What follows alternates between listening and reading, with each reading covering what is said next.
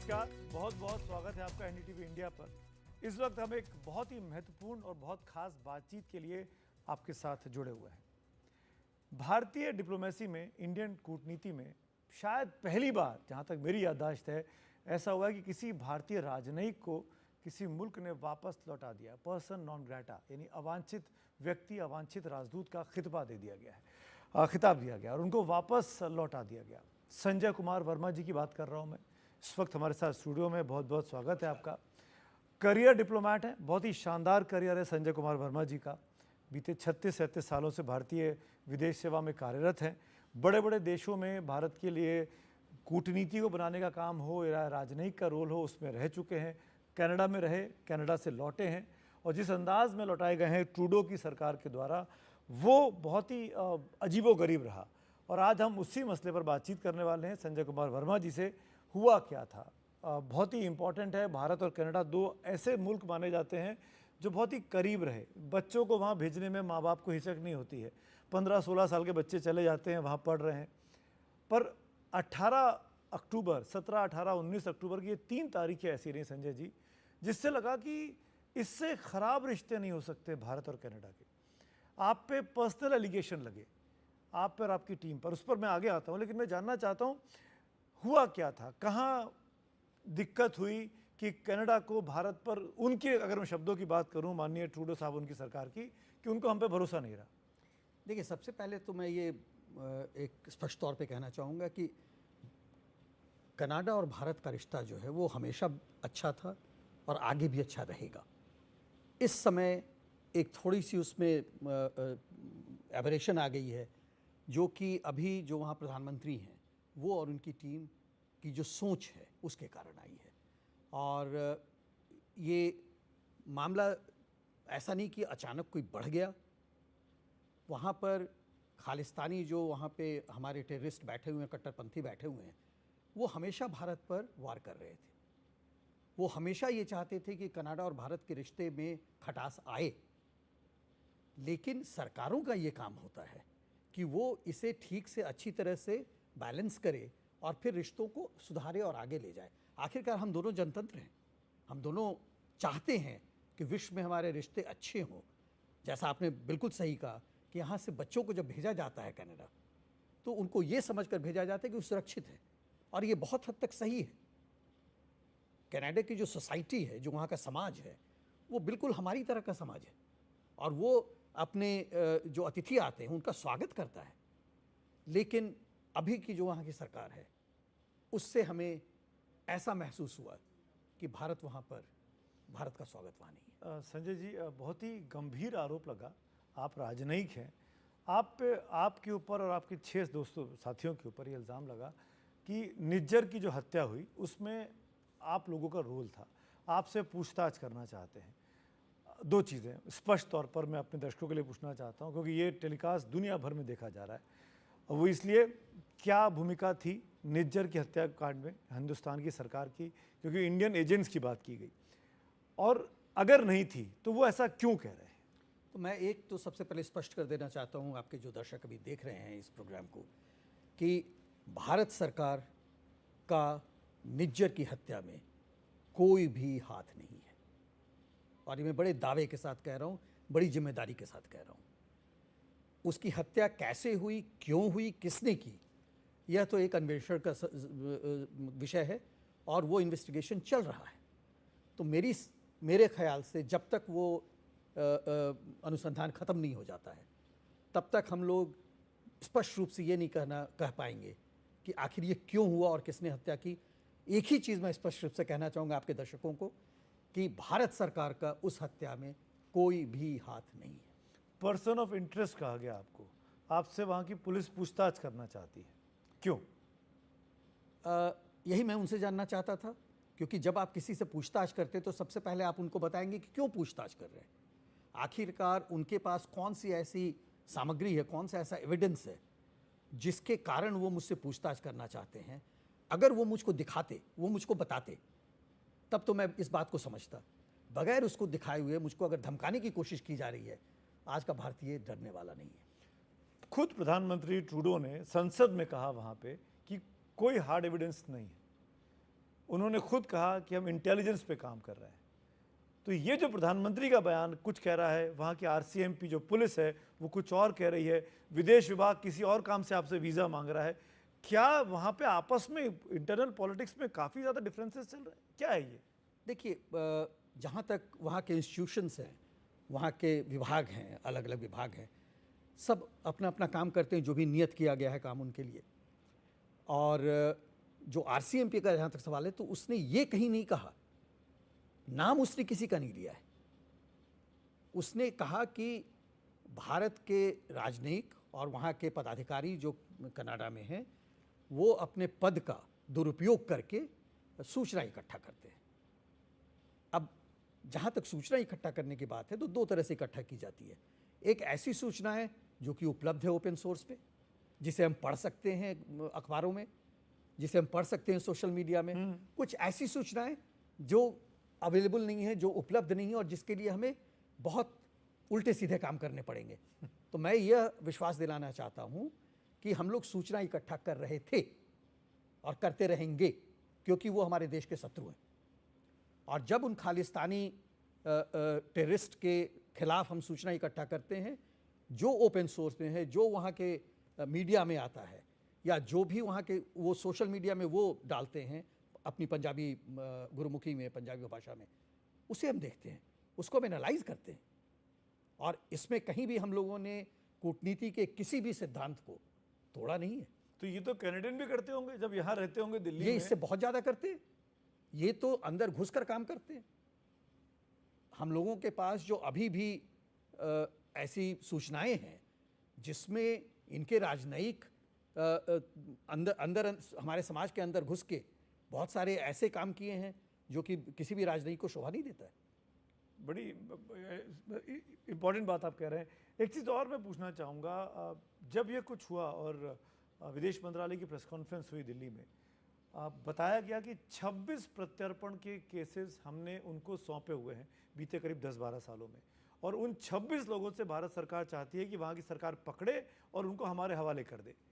क्यों नहीं पकड़ते हैं वो लोग? क्यों ऐसे ताकतें जो भारत विरोधी हैं वो कनाडा में जाके महफूज हो जा रही हैं? देखिए, ऐसा है कि इसके दो पक्ष, दो पहलू हैं। एक तो ये है जिसमें कुछ केसेस में उन्हें कुछ और विस्तार से जानकारी चाहिए, वो हमें बताते हैं, फिर जानकारी हम देते हैं उनको।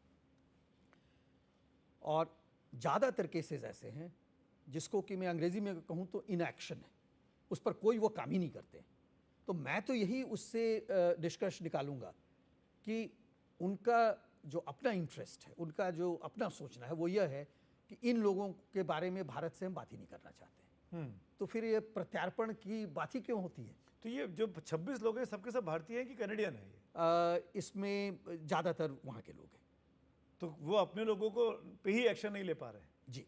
ये तो बड़ा स्ट्रेंज बात है कि भारत में वो डिस्टर्बेंस पैदा कर, मतलब मुझे तो ये कहते हुए अजीब सा लग रहा है। आप इतने बड़े राजनयिक मेरे सामने बैठे हुए हैं, मैं आपके सामने बहुत अदना सा एक छोटा सा पत्रकार हूँ, कि जो स्थिति भारत पाकिस्तान के बीच में देखता हूँ कि भारत के जो मोस्ट वांटेड लोग हैं, दाऊद जैसे, सलाउद्दीन जैसे, हाफिज़ सईद जैसे, पाकिस्तान में खुलेआम घूमते हैं, सभाएं करते हैं, वैसे ही भारत के जो मोस्ट वांटेड है वो वहाँ घूम रहे हैं और खुलेआम घूम रहे हैं। देखिए, दो मित्रों के बीच तो ये शोभा नहीं देता। पाकिस्तान के बारे में तो जितना कहें कम है और उसको तो हम लोग बहुत अरसे से जानते हैं, लेकिन कनाडा से हमारी ऐसी अपेक्षा नहीं है, क्योंकि वह एक डेमोक्रेसी है, वह एक हमारी तरह से प्रजातंत्र है, रूल ऑफ लॉ फॉलो करता है, जैसे हम करते हैं, अपने कानून का पालन करते हैं, उसी तरह से वहाँ भी माना जाता है कि वो कानून का पालन करते हैं। और उस देश से हमें ऐसी आशा नहीं थी। लेकिन अफसोस की बात है कि हम लोग जो देखते हैं और देखकर जो निष्कर्ष अगर निकालेंगे, तो उससे तो यही लगता है कि वो कोशिश करते हैं कि जो हमारे यहाँ वांटेड लोग हैं, जैसा आपने कहा, वहाँ पर रह रहे हैं, उन्हें किसी भी ढंग की आँच नहीं उन पर आए। आपके इस जवाब से मन में ये भी सवाल आया कि भारत के लिए जो वांटेड लोग हैं, जो वहाँ पर सो कॉल्ड सुरक्षित है और आराम से घूम फिर रहे हैं, ऐसे लोगों पर कार्रवाई करने से क्यों ट्रूडो साहब घबराते हैं?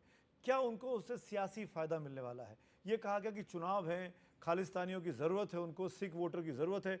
क्या इतनी इन्फ्लुएंशियल कम्युनिटी है ये? देखिए, ये जो खालिस्तानी एक्सट्रीमिस्ट्स हैं और टेररिस्ट हैं वहाँ पे, आतंकवादी हैं, वो बहुत छोटी संख्या में है, लेकिन वो भयभीत कर कर और लोगों को अपने साथ ले लेते हैं। और वो, मैं तो बल्कि अपने सिख बंधुओं से कहूँगा, अपनी बहनों से कहूँगा, वो सिख हैं ही नहीं। सिक्खी में दूसरों को इस तरह से अनैतिक रूप से मारना, ये तो सिक्खी का प्रिंसिपल ही नहीं है, सिद्धांत ही नहीं है। तो खालिस्तानियों को मैं सिख नहीं मानता हूँ। वो खालिस्तानी हैं, वो टेररिस्ट हैं, वो एक्सट्रीमिस्ट हैं। जो दूसरे हमारे सिख भाई बंधु हैं, ऐसा नहीं कि वो सभी खालिस्तान को समर्थन करते हैं, सही बात नहीं करते हैं। बहुत से लोगों को मैं जानता हूँ जो परेशान हो गए इस पूरे इसकी वजह से। तो इसलिए जहाँ तक सियासी फायदे का सवाल है, जो भी मैंने वहाँ देखा है अपने पिछले 2 साल में लगभग, सियासी फायदा तो उनसे लिया जाता है। इनकी पार्टी जी, ट्रूडो साहब की बिल्कुल, इनकी पार्टी भी और जो इनका मंत्रिमंडल है वो भी। अब पर लगातार दिख रहा है कि पॉपुलैरिटी लेवल लगातार डाउन जा रहा है। आज ही के न्यूज़पेपर्स में है कि 20 इनके अपने सांसदों ने कह दिया कि भाई 28 तारीख तक तय कर दो। 28 तारीख आने वाले, आज मैं आपसे 24 तारीख को बात कर रहा हूँ। तो क्या लग रहा है कि इनका राजनीतिक भविष्य क्या है? अपनी पार्टी में ही पॉपुलैरिटी खत्म हो गई है ट्रूडो साहब की? देखिए, वहाँ का जो आंतरिक मामला है उस पर तो मैं कोई भी कमेंट नहीं करना चाहूँगा, लेकिन जो भी हमने अखबारों में पढ़ा है उसके अनुसार तो यही है कि इनकी जो पार्टी है, लिबरल पार्टी, उसकी पॉपुलैरिटी घटती जा रही है और पार्टी के अंदर इनकी भी स्थिति अब चैलेंज की जा रही है। उसे कुछ लोग ऐसे हैं इनकी पार्टी में ही जो ये चाहते हैं कि नेता में कोई बदल हो। आपने पॉपुलैरिटी की बात की, पॉपुलैरिटी लेवल में भी जो चार्ट्स आए हैं लेटेस्ट, उसमें भी 20% का डाउन है। तो 20 के आंकड़े में ट्रूडो साहब फंसे हुए, 20 सांसद, 20% की पॉपुलैरिटी में गिरावट। लेकिन एक चीज़ मुझे दिस लीड्स टू मी, हमने देखा खालिस्तानी भारत से अलग होना चाहते थे, अपना एक अलग देश की मांग करते थे। वही खालिस्तानी समर्थक ट्रूडो साहब के साथ रहते हैं। तो मैं ये क्यों ना मानूं कि ट्रूडो और उनकी गवर्नमेंट हिंदुस्तान को तोड़ने का सपना देख रही है, जो काम पाकिस्तान में रहकर किया जाता है? देखिए, एक चीज़ तो मैं ज़रूर कहूँगा, मैं आपकी बात पर कमेंट ही कर सकता हूँ। तो मैं ये ज़रूर कहूँगा कि अगर आप उन पर कोई एक्शन नहीं लेते हैं तो मैं मानूंगा कि आप उनको इनकरेज कर रहे हैं, आप उनको प्रोत्साहित कर रहे हैं कि जो तुम कर रहे हो वो सही है। तो ये दोनों मामले हैं, और जब तक आप वैसा करते रहेंगे, उन पर एक्शन नहीं लेंगे, तब तक वो मामला आगे बढ़ता चला जाएगा और हम ये मानेंगे भारतीय होने के नाते कि आप भारत पे हमला कर रहे हैं। हम ये भी जानते हैं संजय सर कि वहाँ कनाडा में क्यूबेक है, क्यूबेक में अपनी प्रॉब्लम चल रही है, वहाँ पर वो लोग चाहते हैं कि कनाडा से अलग हो जाए। क्या भारत उनकी मदद नहीं कर सकता? अगर वो यहाँ ऐसा करते हैं तो हमको भी वही कर देना चाहिए। अब देखिए, अंतर ये, सॉरी मैं पैशनेटली बात कर रहा हूँ, इमोशनल की यहाँ ज़रूरत नहीं है, लेकिन दैट्स हाउ इट इज़। देखिए, हम लोग को थोड़ा अंतर इसमें देखना पड़ेगा। भारत एक जिम्मेदार प्रजातंत्र है और जिम्मेदार प्रजातंत्र किसी दूसरे पर बात नहीं करता है। ये उनकी समस्या है, इस समस्या का समाधान उन्हें निकालना है, और अगर ये बाहर का कोई देश करता है तो उन्हें कैसा लगेगा उनके दिल में, ये उनको सोचने की आवश्यकता है। थोड़ी सी अपनी आत्मा को वो खंगोले और देखें कि उन्हें कैसा प्रतीत होता है और भारत को क्या प्रतीत हो रहा होगा जब भारत की अखंडता पर कोई बुरी दृष्टि डालता है। 80-90 के दशक में भारतीय विमान पे हमला हुआ, उड़ गए, 350 सवा 300 लोगों की जान चली गई। उस तब से लेके अब तक करीब 40-50 साल का जो वक्फा है दोनों देशों के संबंधों का, इसने बहुत से अप्स एंड डाउन्स देखे। इनके पिताजी माननीय जो सीनियर ट्रूडो थे, वो भी एंटी इंडिया फोर्सेस को पनाह देने के लिए जाने जाते रहे। अब जूनियर ट्रूडो भी वही काम कर रहे हैं, जस्टिन साहब। मैं ये जानना चाहता हूँ कि क्या मतलब इनके अलावा कोई ऑप्शन नहीं है कनाडा की लोकल पॉलिटिक्स में? वहाँ की जनता किसी और को चुनती क्यों नहीं है? हमारे ख्याल से तो जो वहाँ पर 4 करोड़ लोग हैं, 4 करोड़ में से 1 लाख ही तो ऐसे हैं जो कि खालिस्तानी हैं या खालिस्तान से घबरा कर उनका सपोर्ट करते हैं, खालिस्तानी टेररिस्ट से। बाकी से तो कोई इनको परेशानी नहीं है। तो मेरे ख्याल से इनको थोड़ी आत्मचिंतन करनी चाहिए। उन्हें यह देखना चाहिए कि कनाडा के लिए क्या अच्छा है, कनाडा के लिए भारत से अच्छा रिश्ता बनाना अच्छा है या नहीं। अगर इन्हें यह प्रतीत होता नहीं है तो ये खुलकर बता दें। आज का भारत पुराना भारत नहीं है, बिल्कुल नया भारत अपनी पहचान बना चुका है, और अगर यह पहचान इन्हें पसंद नहीं है तो फिर हम आगे सोचेंगे। 1-2 इम्पॉर्टेंट चीज़ें आपसे पूछना चाहूँगा, क्योंकि बहुत से भारतीय वहाँ रहते हैं, बहुत से लाखों भारतीयों के जानने वाले यहाँ हिंदुस्तान में रहते हैं, कैसे देखते हैं संबंधों को आप? आगे कहाँ जा रहे हैं? ये चिंता है बहुतों के मन में, छात्रों का क्या होगा, व्यापार का क्या होगा? बहुत बड़ा इन्वेस्टमेंट है देश के अंदर, अपना भी और उनका भी, क्या होगा? देखिए, जैसा पहले पहले हमने कहा था, कनाडा एक बहुत ऐसा देश है जो स्वागत करता है अपने अतिथियों का, और अभी भी करता है। इस मामले को अगर मैं दरकिनार कर दूं, अलग रख दूं, कनाडा और भारत के बीच का रिश्ता पहले से भी बहुत अटूट था, आगे भी अटूट ही रहेगा। लेकिन अभी की जो स्थिति है, उस स्थिति पर हम लोग को काबू पाना अनिवार्य है, और इसलिए उस दृष्टिकोण से मैं देख रहा हूँ। अब आप देखें, जो यहाँ से भारतीय मूल के लोग कनाडा में बसे हुए हैं, वो कनाडा की जो आर्थिक स्थिति है उसमें अपना योगदान देते हैं, जो वहाँ का विज्ञान है उसमें अपना योगदान देते हैं, जो वहाँ का इनोवेशन है उसमें अनुदान देते हैं, वहाँ बहुत हद तक वहाँ की जो राजनीति है उसमें भारतीय मूल के लोग अपना योगदान देते हैं। तो वो बिल्कुल कैनेडियन हैं, वो भारतीय मूल के जरूर हैं, लेकिन उनके दिलो दिमाग में कनाडा का एक अच्छा भविष्य बिल्कुल नजर आता है। उसी के साथ चूंकि वो सांस्कृतिक दृष्टिकोण से भारत से ही गए हैं, तो भारत से वो जुड़े हुए हैं बिल्कुल। तो दिवाली भी मनाते हैं, होली भी मनाते हैं, बैसाखी भी मनाते हैं, वो जो क्रिश्चियन के पर्व हैं उसको भी करते हैं, गुरु पूर्णिमा भी करते, वो सब चीज़ करते हैं वहाँ पे। और चूंकि कनाडा के लोग बहुत स्वागत करते हैं इन सब चीज़ों का, मल्टीकल्चरलिज्म का, तो वहाँ के लोग भी इससे मिलकर काम करते हैं।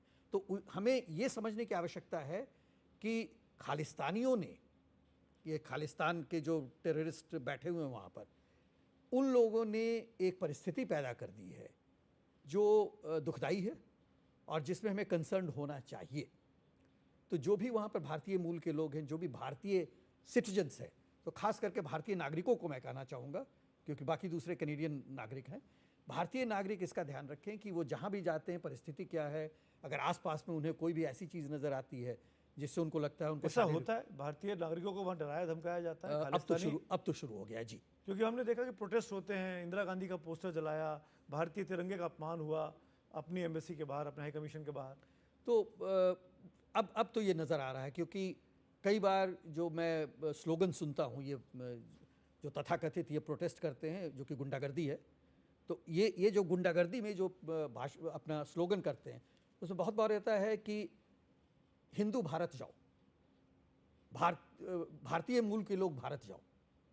भारतीय मूल के वो हैं लेकिन वो कनाडा के सिटीजन हैं, वो नागरिक हैं वहाँ के, वो कहाँ जाएंगे? वो उनका देश उतना ही है जितना कि दूसरों का है। तो कभी कभी मुझको बड़ा बहुत दुख होता है यह देखकर कि एक इतने अच्छे समाज को किस तरह से ये मुट्ठी भर खालिस्तानी बिल्कुल डरा के धमका के ले जाते हैं प्रोटेस्टर्स को, बिल्कुल पैसे का लालच देते हैं। ज़्यादातर पैसे के लालच से कुछ लोग इसलिए भी आते हैं कि अगर वो एंटी इंडिया, अगर वो भारत विरोधी कार्रवाई में नज़र आते हैं, तस्वीरें आ जाती हैं, तो वहाँ पर असाइलम के लिए अप्लाई कर देते हैं। और वहाँ का तंत्र इस तरह का है कि ये जो फार्स चीज़ हो रही है, जो गलत चीज़ हो रही है, उसको पकड़ भी नहीं पाता है, और वो असाइलम के लिए अप्लाई करते हैं, फिर वो आगे बढ़ते चले जाते हैं। जिस आतंकवादी की हम लोग बार बार बात करते हैं, निज्जर की, उसने भी वही किया था। मैं इसी आखिरी नोट पर आपसे ही सवाल पूछना चाहूँगा, आपने आने के पहले एक इंटरव्यू दिया कनाडा में जी, और आपने निज्जर की हत्या को लेकर आपने उसको कंडेम किया, आपसे स्पेसिफिकली सवाल पूछा कि आपने कहा कंडेम करते हैं। हिंदुस्तान में कुछ लोगों ने लिखा सोशल मीडिया पे कि क्या ज़रूरत है कंडेम करने की हमारे राजनयिक को। देखिए, इस पर मैं चाहूँगा कि आप ज़रूर बोलें कुछ। किसी की भी ज़िंदगी अमूल्य है, उसके लिए, उसके परिवार के लिए, और अगर उसकी हत्या की गई है तो ये निंदनीय है। किसने हत्या की, क्यों हत्या की, ये अलग बात है। और इसके भले ही वो वांटेड हो, जी, भले ही वो व्यक्ति वांटेड हो, अपराधी हो, वांटेड हो, अगर वो एक जुडिशियल प्रोसेस के तहत अगर कोर्ट उसे सज़ा देती है, कोर्ट उसको फांसी पर चढ़ाती है, मैं उसकी निंदा नहीं करूँगा। लेकिन अगर उसका खुलेआम मर्डर हुआ है तो वो न्यायिक दृष्टिकोण से उचित नहीं है। ये आपका बड़प्पन दिखाता है। इसी नोट पर इस बातचीत को समाप्त करना चाहूँगा। शुक्रिया संजय कुमार वर्मा जी, आपने वक्त निकाला। उम्मीद करते हैं कि आप सुरक्षित रहें, अपने देश में लौट आए हैं, साफ सुथरा, आपको सुरक्षित देखकर हम सब भी बहुत खुश हैं। किसी भी मैच्योरिटी व्यक्ति के अंदर जो होती है वो इससे पता लगती है। हत्या हुई एक अपराधी की, उसको लेकर भी हमारे जो सिस्टम है, हमारा जो तंत्र है, वो ये सिखाता है कि जब तक कानून से सज़ा ना मिले तब तक हर हत्या को, चाहे वो अपराधी क्यों ना हो, उसकी निंदा ही होनी चाहिए, और ये संजय कुमार वर्मा जी ने कहा और इसीलिए हम उनको अप्रिशिएट करते हैं। Thank you so much sir, आपने वक्त निकाला, जुड़े एनडीटीवी इंडिया के साथ। हमारी तरफ से बहुत बहुत शुभकामनाएं। नमस्कार, धन्यवाद। नमस्कार।